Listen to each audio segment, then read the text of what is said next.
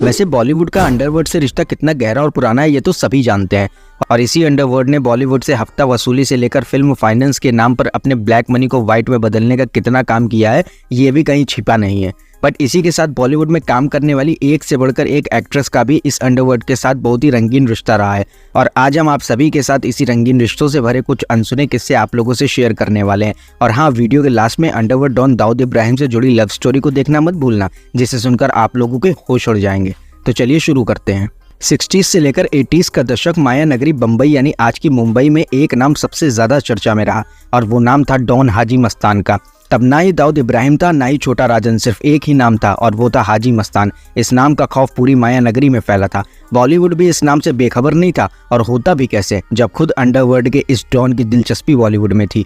फिर फिल्मों का शौकीन हाजी मस्तान 60 के दशक में मुंबई में एक बड़ा नाम बन चुका था। वो जिस चीज़ को चाहता था उसे हासिल कर लेता था, और इसी बीच अंडरवर्ल्ड डॉन हाजी मस्तान को बॉलीवुड की सबसे खूबसूरत एक्ट्रेस मधुबाला से इश्क हो गया था, और इश्क भी ऐसा जिसके लिए हाजी मस्तान पागल सा हो गया था। वो मधुबाला से अपने इश्क का इजहार करने के लिए अक्सर बॉलीवुड पार्टीज को ऑर्गेनाइज करता था, बट हर बार वो अपने मन की बात को कह नहीं पाता था। और फिर कुछ टाइम बाद मधुबाला की शादी किशोर कुमार से हो गई, और उसी के कुछ टाइम बाद मधुबाला काफ़ी बीमार रहने लगी। फिर इसी बीमारी के चलते उनकी मौत भी हो गई। इसी के साथ हाजी मस्तान का इश्क भी अधूरा रह गया। इस बीच हाजी मस्तान का काफ़ी सारा पैसा फिल्मों में लगा हुआ था, बट फिर भी इस डॉन ने बॉलीवुड में उठना बैठना कम कर दिया।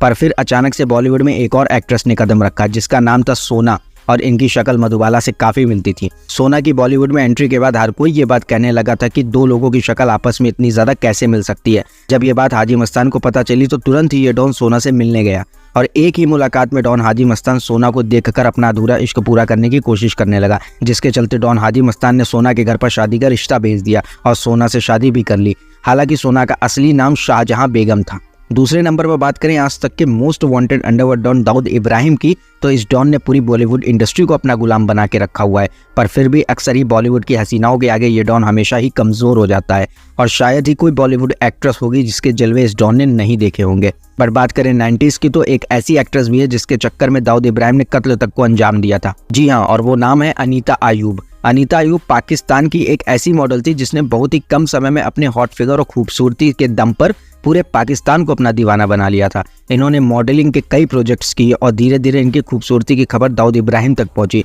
और यह पहली बार था कि दाऊद इब्राहिम बॉलीवुड के साथ साथ पाकिस्तान की फिल्म इंडस्ट्री में भी दिलचस्पी ले रहा था। और इसी बीच दाऊद ने अनीता आयूब से मुलाकात भी की, जिसकी खबरें हर तरफ फैल रही थी। इसके बाद अनीता आयूब पाकिस्तान की फिल्म इंडस्ट्री के अलावा बॉलीवुड में भी अपना हाथ आजमाना चाहती थी, और उसके ऊपर से दाऊद इब्राहिम का भी साथ इनको बराबर मिल रहा था। उस वक्त तक दाऊद भारत के अंडरवर्ल्ड का बड़ा डॉन बन चुका था। बॉलीवुड में उसका दबदबा था, और जब खुद डॉन की गर्लफ्रेंड फिल्मों में काम करना चाहे तो उसे कौन रोक सकता था। दाऊद भी अनीता को बॉलीवुड की नंबर 1 हीरोइन बनाना चाहता था, और इसके लिए वो प्रोड्यूसर्स से बात भी करता था। बॉलीवुड में सबसे पहले अनीता देवानंद की फिल्म प्यार के तराने में नजर आई। इसके बाद देवानंद ने उन्हें अपनी अगली फिल्म गैंगस्टर में भी साइन किया। इसके अलावा वो फिल्म चलती का नाम गाड़ी में भी दिखी। बेहद कम समय में वो बॉलीवुड की 3-4 फिल्मों में काम कर चुकी थी। दाऊद के साथ उनके रिश्ते की खबरें भी किसी से छुपी नहीं थी।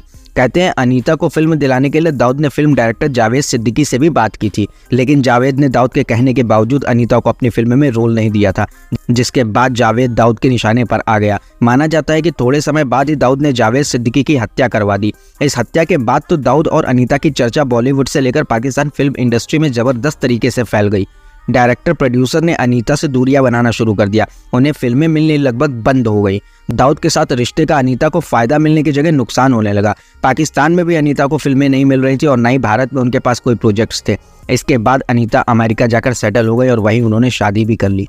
इसके बाद जिस अंडरवर्ल्ड डॉन की बात करने वाले हैं उसका नाम है अब्बू सलेम। जी हाँ दोस्तों, ये एकमात्र ऐसा डॉन है जो आज भी मुंबई में जेल में बंद है। बॉलीवुड की काफी खूबसूरत दिखने वाली एक्ट्रेस मोनिका बेदी के साथ इनका रिश्ता 90s का सबसे कंट्रोवर्शियल रिश्ता माना जाता है।